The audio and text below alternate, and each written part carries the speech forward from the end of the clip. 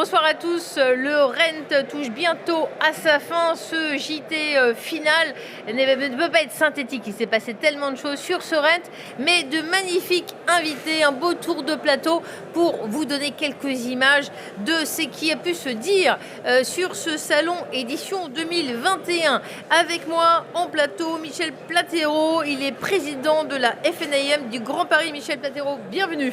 Merci d'être avec nous. Également sur le plateau, Brice Cardi, le PDG de l'Adresse. Bienvenue, Brice. À côté de vous, une start-up. Peut-être, vous avez des start-up, vous me direz si vous l'êtes encore. Break Me Up, son fondateur, est avec nous. Il s'agit de Mathieu Darras. Et puis, Hubert Béroche, vous l'avez peut-être entendu un petit peu plus tôt dans la journée sur l'IA. Il a encore beaucoup de choses à dire puisqu'il préside le think tank Urban AI. Bonjour à vous, Hubert Béroche. Merci d'être avec nous. Alors, la FNIM, un grand réseau. Je me tourne d'abord vers vous. Quelles sont les tendances du marché? Parce qu'il y a beaucoup de monde à ce salon, mais les Parisiens, ils fuient Paris à grande vitesse. Je ne vais quand même pas parler d'exode. Alors, comment ça se joue? Comment ça se décline sur le marché immobilier, cette tendance? Alors, la FNIM, c'est avant tout un syndicat immobilier. C'est-à-dire, on est là pour défendre les intérêts des agents immobiliers et des clients. Ce n'est pas un réseau commercial. Vous voyez, c'est une différence quand même. Il faut savoir que les gens sont... au premier Covid, tout le monde a pris très peur. Et ensuite, tout le monde s'est adapté, plus ou moins bien. Et ensuite, au deuxième, il y a eu la confirmation. Quels sont quelques chiffres? Si vous voulez, il y a 12% des Parisiens qui sont partis. Mais ça n'a pas empêché les prix d'augmenter. Et ensuite, il y a eu, comment dirais-je, des Parisiens qui ont quitté les mauvais produits. Les mauvais produits, qu'est-ce que c'est? C'est le 7e, 8e sans ascenseur, le rez-de-chaussée face aux poubelles, ceux qui n'ont pas de balcon, ceux qui n'ont pas de vue, ainsi de suite. Et les gens ont quitté ces petits logements, très souvent, c'est une question de surface, pour les plus grands. Aller en première ceinture, voire en deuxième. Et la deuxième est allée à Orléans, et ainsi de suite. Et même dans le Périgord, et dans l'Hérault, l'origine, il y a eu des plus-values dans des endroits qui n'avaient pas augmenté depuis 30 ans. Voilà. Donc c'est important. La France entière a bénéficié de cette hausse du prix de l'immobilier et au profit parce que les gens sont partis grâce au télétravail. Mais tout le monde ne peut pas faire du télétravail. Tout le monde aujourd'hui, ceux qui peuvent faire du 100%, ils ont bien fait de partir, ils ont bien fait de changer leur vie. Mais aujourd'hui, sur une région dense comme l'Île-de-France, qui est quand même le poumon économique de la France, les entreprises de bureaux ont eu très peur. Là, elles recommencent à avoir un peu moins peur. Certains ont diminué de surface. Mais il faut savoir que les salariés qui sont partis en télétravail aujourd'hui, qui font que du 100%, il ne faut pas qu'ils soient ambitieux au niveau de l'augmentation des salaires, au niveau du milieu hiérarchique. Ça va être toujours ceux qui sont là. Donc, il y a quand même un petit retour de manivelle concernant le travail, mais qui est une bonne chose pour la qualité de vie pour certains. Ces phénomènes que vous décryptez très très bien, et ben ça nous donne un boom de l'investissement. Et il y en a un qui suit ça de près, c'est Mathieu Darras, parce que vous nous dites, on peut se constituer un patrimoine immobilier, tout ce contexte, ça donne des opportunités formidables. Vous pouvez nous en parler avec l'ajout, le point de vue de Break Me Up, Mathieu? Oui, tout à fait. Aujourd'hui, on constate un boom vraiment de l'investissement immobilier. Il y a énormément de particuliers qui se mettent à investir. Il y a beaucoup aussi d'entreprises comme Break Me Up qui accompagnent les investisseurs. Donc il y a un vrai engouement pour l'investissement immobilier. Ça, c'est une certitude. Comment on fait précisément pour se constituer un patrimoine immobilier? Les étapes? Alors, nous, on accompagne les particuliers dans la création d'un patrimoine immobilier avec une logique très financière. C'est-à-dire qu'on va regarder les différents actifs, on va gérer un patrimoine comme on gérerait un patrimoine financier, avec des arbitrages, des achats, des ventes.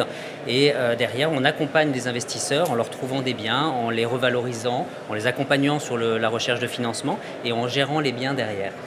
Alors, il y en a un que ça ne surprend pas, c'est Brice Cardi, parce que l'immobilier n'a pas de secret pour lui, puisque la bonne adresse, c'est vous. Expliquez-nous comment vous décryptez les dernières tendances du marché, Brice. Alors non, avant de parler des tendances, non, juste rappeler en effet que j'ai la chance de représenter et d'animer un réseau qui s'appelle l'Adresse, qui se distingue des autres par sa structure coopérative. Structure coopérative qui permet à l'ensemble des patrons qui sont agences, des patrons des agences d'être associés à la marque et à ce titre de contribuer à la prise de décision et nécessairement à l'évolution du réseau. Aujourd'hui, le réseau L'Adresse, c'est un réseau, alors je vais être un peu prétentieux, mais un réseau qui est en mode start-up, on va dire, depuis 22 ans, qui a toujours cru ce magnifique salon qui est pour moi devenu l'écrin de la profession. Alors, en rappelant que l'humain passe avant tout et bien avant le digital, mais qu'aujourd'hui le digital est devenu complètement incontournable. Donc on a en effet un stand et on a été le premier réseau à croire à ce salon et à penser qu'à juste titre on avait notre place. Et c'est vrai qu'on a effectué un virage assez stratégique il y a maintenant 4 ans, 5 ans, où on s'est dit, et finalement cette data, cette donnée qui passe nécessairement et avant tout par nos agences. Et je pense que la preuve avec les 400 exposants aujourd'hui, c'est que notre data elle intéresse beaucoup de monde, et tant mieux. C'est de se dire, et nous, qu'est-ce qu'on peut faire finalement pour avoir des outils, des méthodes, des process qui sont un peu singuliers, qui pourraient finalement nous permettre d'être encore plus distinguants, autonomes et force de proposition. Donc en fait, on est le premier réseau, semble-t-il. On est arrivé ici en espérant qu'on ne soit pas les derniers. Apparemment, on est les premiers et les seuls, pourvu que ça dure, à utiliser une technique qui s'appelle la blockchain. Donc la blockchain, c'est quelque chose que tout le monde connaît parce que c'est quelque chose qui a bouleversé le milieu bancaire avec le principe du Bitcoin, mais pas que. Donc c'est tout le principe de pouvoir se passer de login, de mot de passe et de pouvoir échanger des données sécurisées, cryptées, infalsifiables et sans pour autant avoir besoin de s'identifier. Et donc on a aujourd'hui 7 développeurs, codeurs qui travaillent, qui sont intégrés au réseau L'Adresse et qui permettent à nos collaborateurs, mais surtout à nos clients, de pouvoir rendre plus faciles nos échanges. Donc ça veut dire qu'aujourd'hui, chez L'Adresse, quand vous entamez un projet, et ce jusqu'au prochain, vous passez de pouvoir passer par des boîtes comme les boîtes mail et autres. On échange toutes les données sécurisées par le principe de la blockchain. C'est vrai, l'immobilier, elle n'a pas passé un petit peu fini. La blockchain est arrivée, l'IA est déboulée et Hubert Béroche a déboulé. Vous êtes spécialiste de l'IA. Vous tenez effectivement une chaire dans ce domaine. Le potentiel de l'IA, d'après vous, on ne commence tout juste qu'à le découvrir dans l'immobilier. Je précise, vous êtes spécialiste des villes et donc plus largement. Est-ce que vous pouvez nous donner votre point de vue à la fois sur l'immobilier et sur les villes? Comment utiliser l'IA au mieux? Alors, ce qui est sûr, et c'est ce qui vient d'être dit précédemment, c'est qu'il y a une inflation colossale des données produites, que ce soit dans le digital, mais même dans le domaine de l'immobilier et des villes. Et à partir de là, cette inflation de la donnée, elle est due à différentes choses. Une ubiquité des capteurs, c'est-à-dire qu'on a une diminution du prix moyen du capteur. On a même des startups ici qui produisent eux-mêmes leurs propres capteurs. À l'émergence de nouvelles technologies d'intelligence artificielle comme le machine learning, c'est un grand mot dont tout le monde le parle. Mais la question, c'est une fois qu'on a ces technologies et qu'on a ces data, comment est-ce qu'on arrive à faire communiquer les différents dialogues de l'immobilier et de la ville entre eux? Parce que je pense que c'est ça le grand enjeu de la ville et de l'immobilier. On le voit avec la construction qui a eu un taux de productivité qui reste relativement stable parce que finalement les acteurs n'arrivent pas à communiquer entre eux. C'est pareil à l'échelle d'un actif immobilier, c'est encore plus vrai à l'échelle d'une ville. Donc la vraie question, c'est pas de produire de la donnée, c'est comment est-ce qu'on harmonise cette donnée et comment est-ce qu'on la rend compréhensible et interopérable pour l'ensemble de ces acteurs, ce qui n'est pas du tout le cas aujourd'hui. Souvent, la donnée aujourd'hui, la donnée urbaine, c'est un lieu de discorde. On l'a vu avec des acteurs comme Sidewalk Labs à Toronto. Donc l'enjeu, c'est vraiment comment est-ce qu'on cette donnée, on la rend lisible, compréhensible et on en fait un outil de travail commun autour d'un asset ou autre. Alors, Michel Plateau, je me suis laissé dire que la FNAIM est ouverte à ces nouvelles technologies, à ces nouvelles tendances. Qu'est-ce que vous faites? Vous aussi, l'écosystème des startups de l'innovation, vous êtes partie prenante, comment? Alors nous, déjà, pour parler des coordonnées, on a quand même des observatoires de charge qu'on garde pour nos adhérents, mais qui sont visibles pour le commun des mortels. C'est les charges de copropriété. Mais je vais répondre à votre question. Nous, on a créé un incubateur. Bon, l'incubateur, tout le monde sait ce que c'est ici. Dans la rue, peut-être pas. C'est un réservoir de start-up. Mais ce n'est pas n'importe quel incubateur. C'est un incubateur lié à l'immobilier. C'est-à-dire qu'on va prendre des start-up justement qui vont faire des produits immobiliers dans l'intérêt de nos adhérents et des clients de nos adhérents. Ça, c'est important. Je crois qu'on est le seul à avoir un seul métier dans cet incubateur. Parce que la plupart des incubateurs ont divers métiers. Nous, on n'en a qu'un, c'est l'immobilier. Ces startups qu'on a déjà sélectionné une, on va les prendre de A à Z. Il y en a qui sont en pleine forme, qui durent depuis 1 an ou 2, qui ont des capitaux, qui ont des trésoreries. Il y en a qui ont des bonnes idées, mais qui n'ont pas un centime. Eh bien, il faut savoir qu'une start-up, elle trouvera de l'argent facilement que si elle est incubée. C'est 10 fois plus vite et 10 fois plus important. Alors, le fait d'être incubé dans le logo jaune, c'est peut-être un plus pour lui. Ça prévient. Mais on va les prendre, on va les former au niveau de la coquille, de la coquille de leur société, du côté juridique, du côté commercial, et ainsi de suite. On a des coachs, métiers qui sont des transactionnaires, qui sont des gestionnaires, qui sont des syndics, et on va les former de A à Z en espérant qu'on ait plus de pourcentage de réussite que ceux qui sont connus par le grand public. Voilà. C'est des bébés qu'on va faire vraiment grandir très vite. Vous, si vous les formez, vous les accompagnez, vos clients Brice Cardi, est-ce que vous pouvez nous parler de ces nouveaux services que vous leur apportez pour leur permettre de capter les meilleures opportunités du marché? Alors, en termes d'apport service, justement, je reviens sur quelque chose qu'on a découvert ici il y a 6 ans. Nous, les clients, on a été une fois de plus les premiers à les accompagner sur la partie post-signature, notamment la conciergerie. On n'avait pas assez capté, parce que important de rappeler que nous, on fait un métier où on a une obligation de résultat. Et c'est vrai qu'à tort, notre métier, nous, s'arrête quand on a l'impression que finalement, on a fait la fin de notre boulot, alors que finalement, l'aventure commence pour le client. La signature, pour nous, c'est un accomplissement. Et pour le client, c'est le début de l'aventure. Donc nous, en effet, on les accompagne sur toute la partie post-signature, sur tout ce qui va être conciergerie, accompagnement. Et ça, c'est pareil, c'est quelque chose à travers les différents outils qu'on a développés et complètement intégrés auprès du réseau. Quand vous entendez parler de start-up, d'écosystème, vous-même vous grandissez, il y a de l'acquisition, la croissance externe. Quels sont vos projets? C'est intéressant de voir le développement de cette société spectaculaire. Comment vous procédez et comment vous voyez l'avenir? Nous, déjà, l'avenir, ce qu'on essaie de faire, c'est de rappeler que derrière un service, il y a de l'humain. Il y a de nouveaux acteurs qui se sont installés sur le territoire et l'idée, c'est tant mieux, c'est que ça nous oblige à nous remettre en question. Donc moi, mon boulot en tant que président de réseau, mais également en tant que patron d'agence immobilière, c'est de savoir être plus sexy pour pouvoir donner envie avant le client final à nos collaborateurs d'être beaucoup plus nombreux à vouloir nous rejoindre. Et c'est aussi pour cette raison qu'il faut savoir se remettre complètement en question sur les outils, les formations et autres. Donc non, aujourd'hui, la véritable volonté qu'on a auprès du réseau, c'est d'arriver à densifier nos équipes. Parce que je pense que plus que jamais, et tant mieux pour eux, avant le client final, il y a un nouveau client qui s'est installé, qui est le collaborateur. Et celui-là, il faut savoir entendre aujourd'hui quelles sont ses attentes, ses préoccupations. À titre d'exemple, alors on n'est plus sur la technologie, mais on est sur l'idée de finalement accepter de changer les codes. On est également, je ne sais pas si on est les premiers, les seuls, peu importe, mais on a accepté l'idée depuis 4 ans maintenant. Et une fois de plus, j'en ai d'abord apporté la preuve et l'exemple dans mes agences il y a 8 ans. C'est de dire qu'aujourd'hui, par exemple, un collaborateur qui vient travailler au sein d'une agence L'Adresse, c'est lui qui choisit son contrat.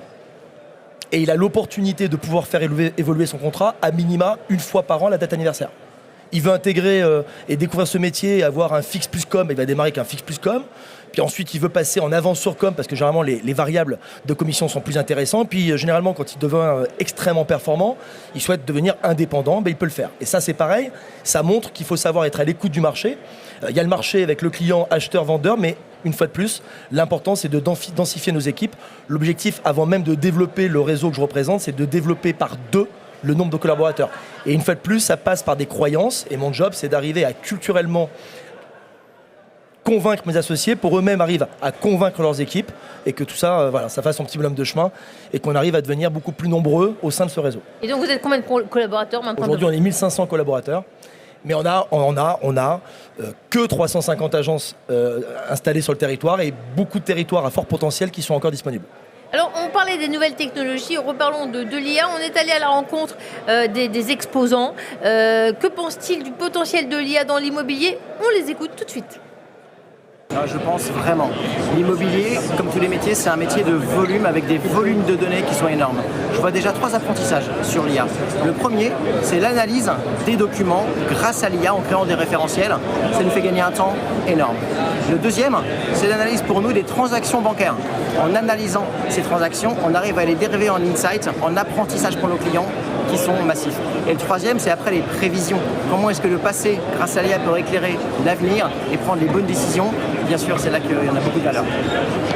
On va parler dans les prochaines années de plus en plus d'intelligence artificielle dans le secteur de l'immobilier. Effectivement, nous en tant qu'éditeurs de logiciels, on développe des applications autour de la gérance, du syndic, de copropriété et de la transaction. Nous gérons une masse de données très importante pour le compte de nos clients et on peut éventuellement imaginer que l'intelligence artificielle interviendra dans le rôle, plutôt dans un rôle prédictif, d'analyse de données.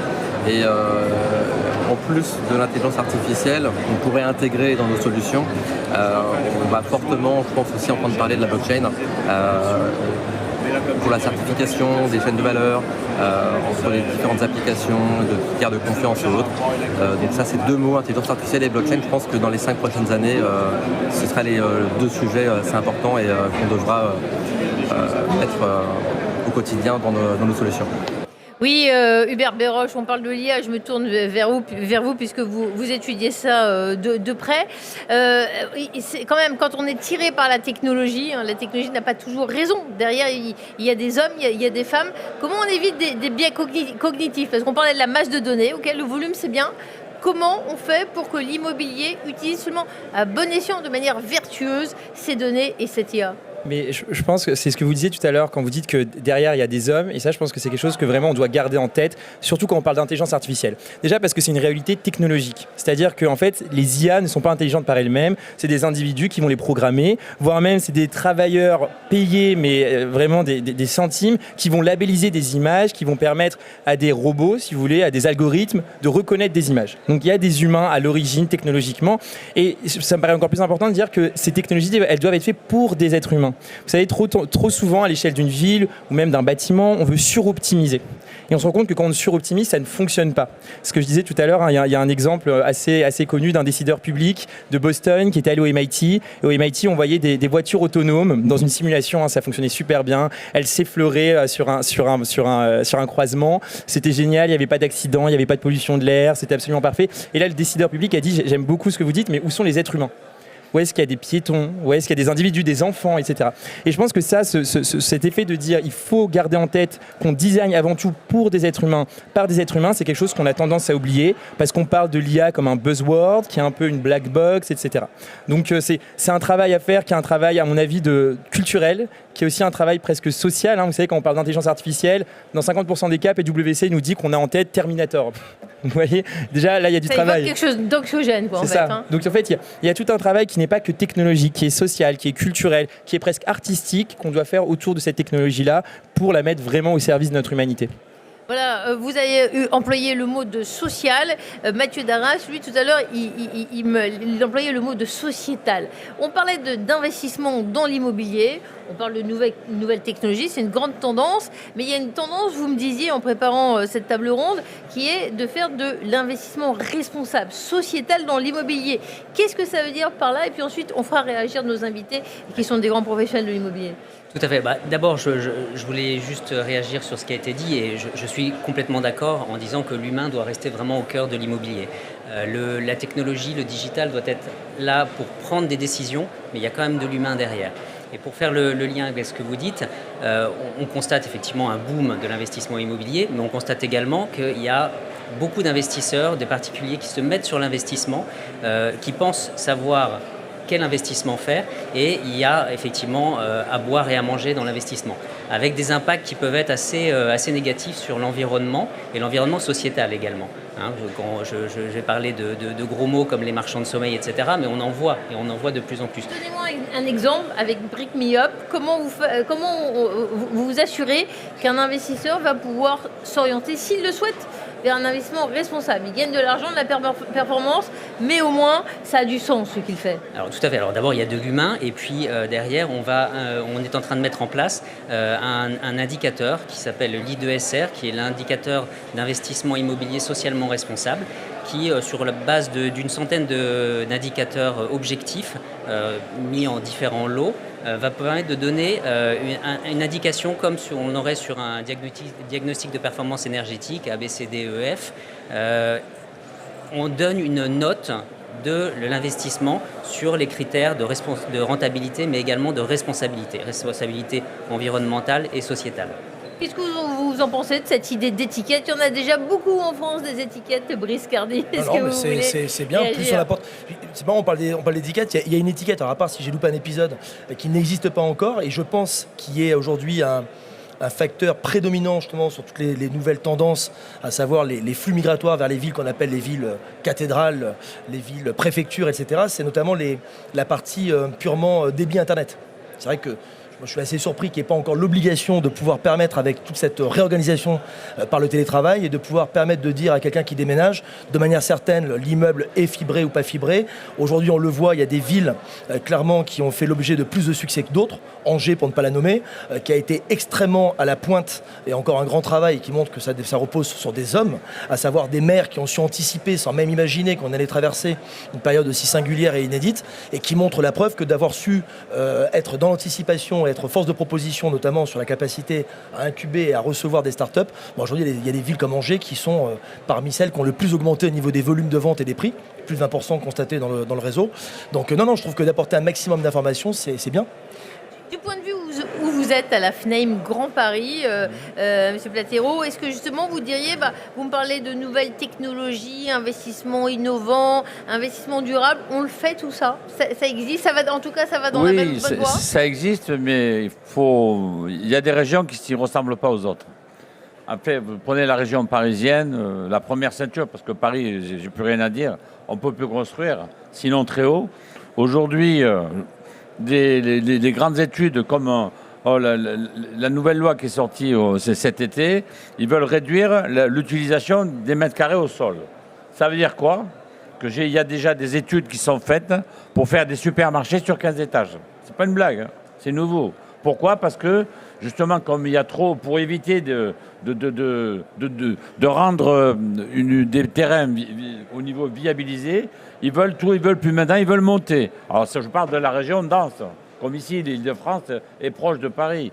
Mais si vous voulez, j'ai eu plusieurs investisseurs qui m'ont dit, est-ce que c'est faisable? J'ai dit, mais le problème, c'est le parking, parce qu'on va au supermarché au parking, et ils vont faire des immeubles jusqu'à 20, 30 étages. C'est des études qui sont en train d'être faites, avec des parkings, des métros, et de l'habitation, du commerce, du bureau, tout mélangé. Alors, la classification ABCD ou 1, 2, 3, 4, c'est bien. Mais bon, les Français trouvent qu'on est déjà, pour employer un terme de bistrot, on est déjà fliqué partout. On a un permis à points. On a un permis à points à 12 points. Moi, je sais même pas si je les ai encore. OK. On nous restreint toujours des trucs et des notes, et ainsi de suite. Je crois que la data, c'est une excellente chose, mais il ne faut pas qu'il y en ait trop. Et au niveau pour pointer les gens, voilà. Qu'est-ce que vous en pensez, Hubert Béroche? Vous êtes un très bon élève, hein, les notes, ça vous a jamais fait peur. Mais c'est vrai qu'on est beaucoup noté. Est-ce qu'il faut être noté sur le positionnement responsable des bâtiments? Vous qui regardez les villes, les analysez, quel est votre point de vue? Et je trouve que ce que vous venez de dire, c'est complètement vrai. C'est-à-dire que de l'IA et des nouvelles technologies pour plus de surveillance, ça n'intéresse personne. Et quand on fait de la technologie surveillentielle, comme certains projets immobiliers menés par Google, pour ne pas les citer, ont essayé de le faire, on voit qu'il y a une opposition citoyenne et civique très forte. Mais ce qu'il faut garder en tête, c'est que de l'IA surveillentielle, c'est qu'une certaine manière de faire de la technologie. On peut aussi faire de l'IA au service de la bonne information, pour faire un urbanisme éclairé, pour faire un investissement durable. Et donc, là encore, ça veut dire quoi? Ça veut dire qu'il faut faire un travail en amont sur la bonne définition du projet, de l'humain, etc. Mais l'IA, c'est une technologie qui est relativement neutre en elle-même. On peut la mettre au service des critères de notation comme on le fait en Chine et vous attribuer ou pas des prêts selon que vous êtes une bonne citoyenne, ou la mettre au service de l'épanouissement personnel, vous donner des informations sur votre actif immobilier, faire de la maintenance prévisionnelle, du générative design, enfin bref, une infinité de choses pour aller vers des villes un peu plus durables. Je crois que Brice Cardi, dites-moi si je me trompe, vous avez trouvé un bon compromis. La blockchain, avec ce que ça présente comme sécurisation, protection des données, ça permet de gérer toutes ces données, de les utiliser sans ces soucis de surveillance et de cette idée de se faire, de perdre ces données, sa propre identité finalement. Qu'en pensez-vous? Non, j'en pense bien évidemment que du bien, mais en rappelant une fois de plus qu'il faut faire attention. Alors, vous représentez des startups qui sont spécialisées en la matière, et moi je suis extrêmement sensible, parce que extrêmement curieux de tout ce qui se passe.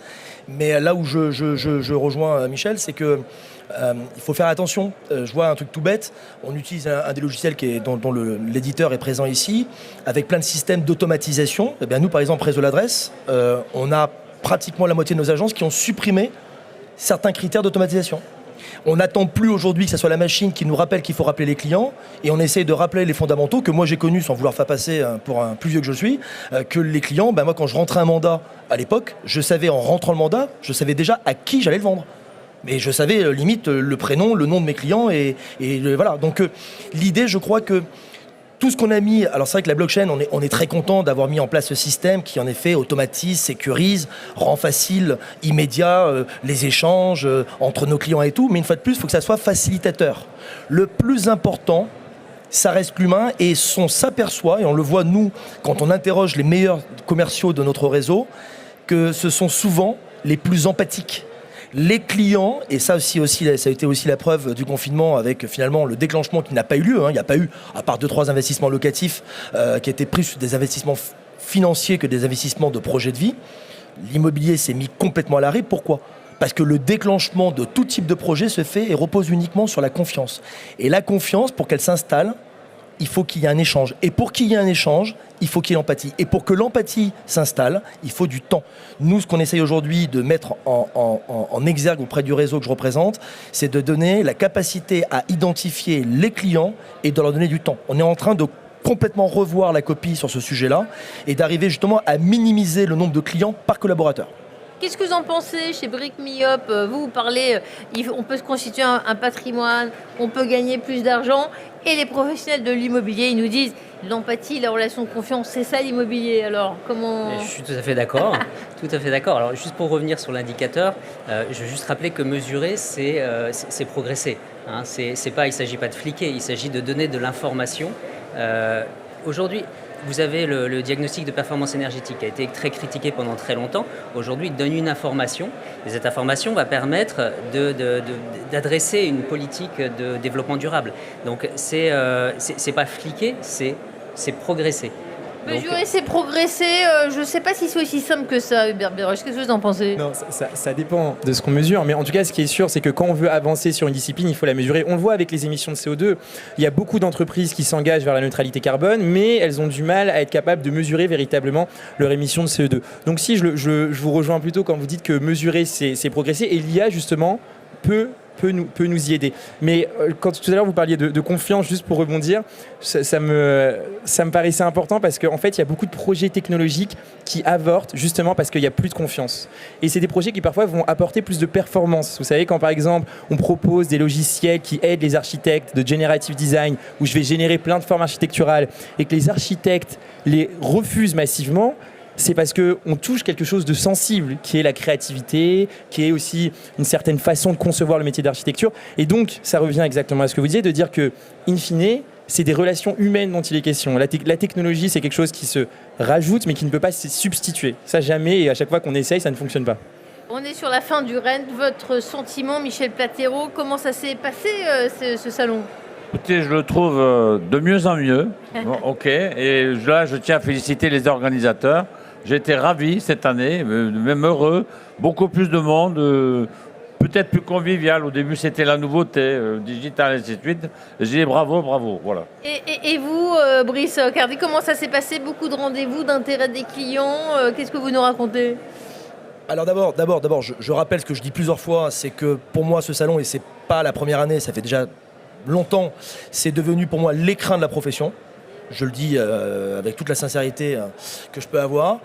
Et après, aussi paradoxal que ça peut être, j'ai eu le sentiment, alors peut-être parce que ça faisait beaucoup de temps qu'on ne s'était pas vu, que même si on parle en effet de beaucoup de digital, moi j'ai jamais pris autant de plaisir ces 48 heures de revoir toutes les personnes qu'on a la chance de connaître depuis, pour moi, certaines plus de 20 ans, et c'est là qu'on est un peu dans le paradoxe, c'est qu'à la fois on est vachement porté sur le digital et toute la partie dématérialisation, et pour autant moi je n'ai céessé de rencontrer des gens qui avaient l'air d'être très heureux, pour certains à mon avis qui respectaient pas, moi le premier, parfois les gestes barrières de se serrer des mains qu'on n'a plus le droit de serrer, et non, bien évidemment je pense que du bien, et je trouve que c'est formidable d'avoir des jeunes, des moins jeunes qui viennent apporter plein de propositions, d'idées, d'innovations au service de l'immobilier, donc c'est génial. Hubert Béroche, je ne sais pas si vous connaissiez le salon avant cette année, en tout cas quand vous voyez côtoyer ces salons traditionnels, mythiques, qui ont pignon sur eux, qui s'ouvrent à l'IA, ça vous fait plaisir? Non, c'est formidable. Moi, c'était ma première fois dans ce salon. C'était une très bonne première fois, ça s'est très bien passé. Et non, mais c'est génial de voir cette émulsion qu'il y a, autant d'innovateurs, autant de start-up. Et non, vraiment, évidemment, félicitations pour la qualité de ce salon. C'est juste génial de pouvoir se retrouver aussi. Mathieu Darras, votre petit mot de conclusion? Je partage encore une fois ce qui a été dit. C'est vrai que moi, ça fait 6-7 ans que je participe au Rent en tant que visiteur. C'est la première fois qu'on participe en tant qu'exposant. Et c'est absolument génial de voir tout ce dynamisme, toutes ces innovations sur le marché. C'est vraiment très rafraîchissant. Eh bien, je reste sur cette note positive pour terminer ce JT du soir du Rent Channel. Merci d'avoir été mes invités. Brice Cardy, PDG de l'Adresse, Mathieu Darras, fondateur de Brick Me Up, Michel Platero, il dirige la FNIM du Grand Paris, et Hubert Béroche, le dernier arrivé, c'est son premier Rent et il est content, il est spécialiste de l'IA. Merci à vous, messieurs, merci de votre attention. Merci.